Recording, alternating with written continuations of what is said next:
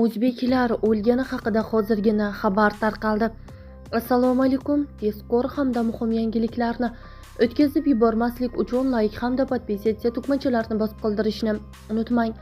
Namangan viloyati To'raqo'rg'on tumanida Sirdaryo daryosida sayr qilayotgan katerlar to'qnashdi. Hodisa oqibatida 2 fuqaro vafot etdi.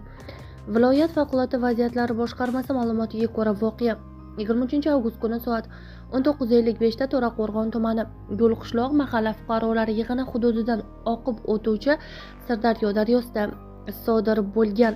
To'qnashuv oqibatida bir kishi voqea joyida halok bo'lgan, yana bir fuqaro tan jarohati olib shifoxonada vafot etgan. Holat yuzasidan mas'ul idoralar tomonidan tergovga qadar surishtiruv ishlari olib borilmoqda. Ma'lumot uchun, O'zbekistonda 2026-yilning o'tgan yanvar-iyun oylari davomida 111 nafar shaxs suvda cho'kib vafot etgan.